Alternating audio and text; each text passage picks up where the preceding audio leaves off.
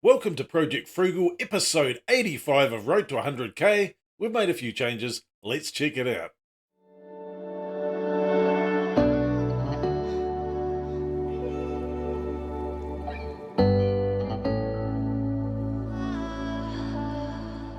Straight into the portfolio now, almost $85,000, episode 85 of Road to 100k. So we are under, once again, yeah, that's the way it goes, $84,713.35.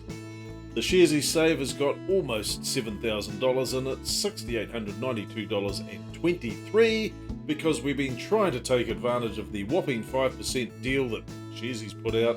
If you increased your Sharesies Save balance over the month of August, they would give you 5% instead of 4.6 or 4.5 or whatever it is at the moment. But unfortunately, if we go and have a look at that, they haven't paid the interest yet. You can see the interest got paid last year, $11.30, $1.98, etc, etc. A couple of deposits there that we've put into the portfolio, and the last one just going on the 28th of August. So what's that? I don't know, 3 or 4 days ago, something like that.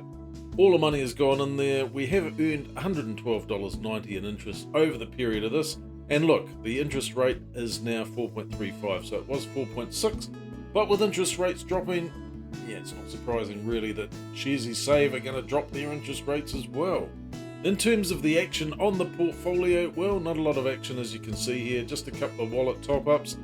Pretty much immediately, or when we remember, the money goes into the Sharesies Save, so that one was a day late, 13th of August versus the 14th of August. But we did it on the same day, on the 27th of August there. So the money just goes in, earning a tiny wee bit of compounding, yeah, maybe compounding interest. At the end of the day, it probably is.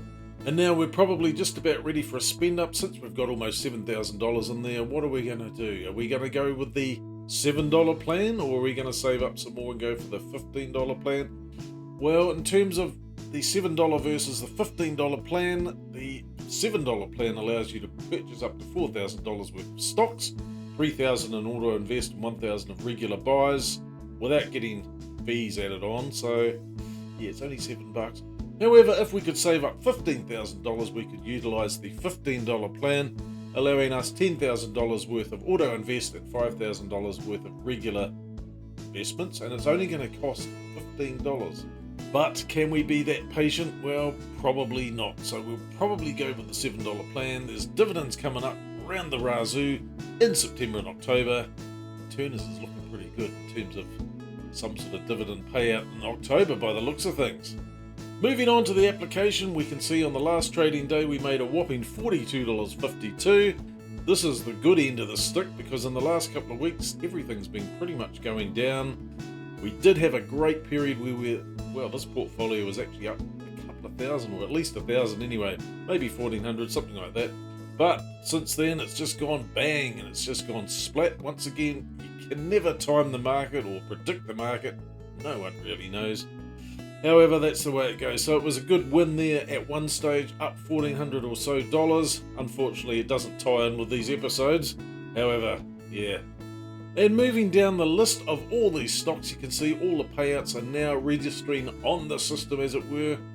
Yeah, I did have a couple of fields up here which I've now got rid of because they're obsolete and I can't access the data. One was the analyst recommendation. The other one was the 1 year change.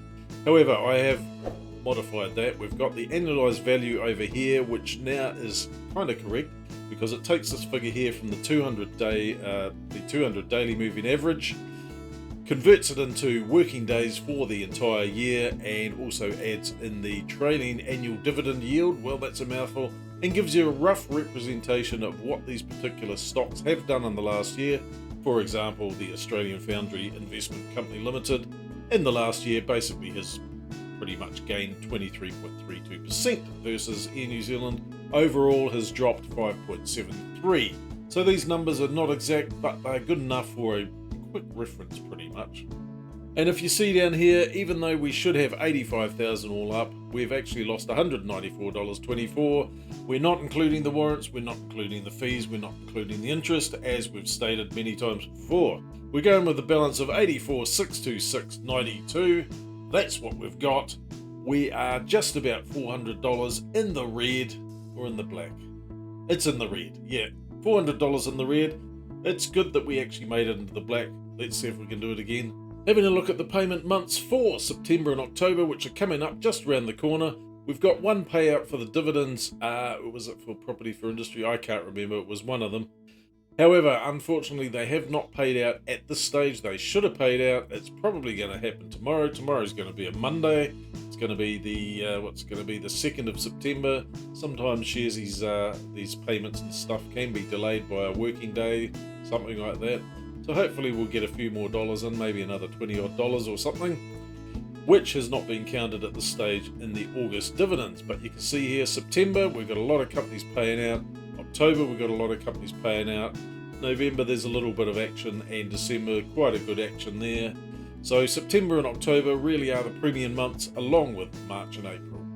Moving on to the dividends, you can see here we've got $406.36 coming in September, $88.98 in October. Unfortunately, nothing's been paid in August. It was supposed to be paid in August.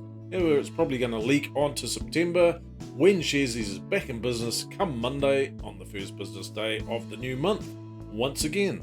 So looking at this, yeah, last year $624.68 in September. This year so far $406.36. It's not looking promising. There's probably a couple of companies still to report, still to do their earnings date, still to put some money in, but it's looking at this stage like we're not going to be making anything more on September and October greater than last year, but we'll just have to wait and see what happens on that. December also been a good month. We'll be looking forward to that as well. In terms of the share allocation, well, not much has changed, as you would expect, considering we haven't actually bought any shares. The only thing that's changed is the wallet's gone up by a couple of $1,000. Since we've put in a couple of $1,000 each fortnight, it's gone from $48.92.23 to $68.92.23. That's about it. And we're likely to go and buy something very soon, probably this week. Looking at the NZX50 charts, you can see the week has been down, the fortnight has been down, the month has been up and down, and we were peaking in the middle of August, pretty much around the last episode of Road to 100k. Everything went boom, boom, boom. It went majorly up. The portfolio was in the black. Unfortunately, now it's back. It's dribbled down again. It's back in the black once again. But we were up about $1,400, I think, from memory, possibly even up to $2,000. I can't quite remember. Serves me right for checking the stats and the numbers every day, but yeah, that's the way it goes. I love doing it, let's face it. The 6 monthly chart, yeah, it's still on an upward curve. The yearly chart's still on an upward curve. In terms of these blips, they might look major here, but on the big scheme of things, they are just literally that, just blips. And we've also included the 10-year chart here, so you can see the overall market for the NZX50 has gone up over time, and we started this portfolio in April 2021. And you can see if we put the cursor on approximately that point there, would be roughly about here. Pretty much the market hasn't moved. So if we're down $400 over the course of 3.5 years, it kind of explains it, because the market hasn't really moved. It's been very up and down. It's been very volatile, no doubt about it, but it's been pretty flat overall as well.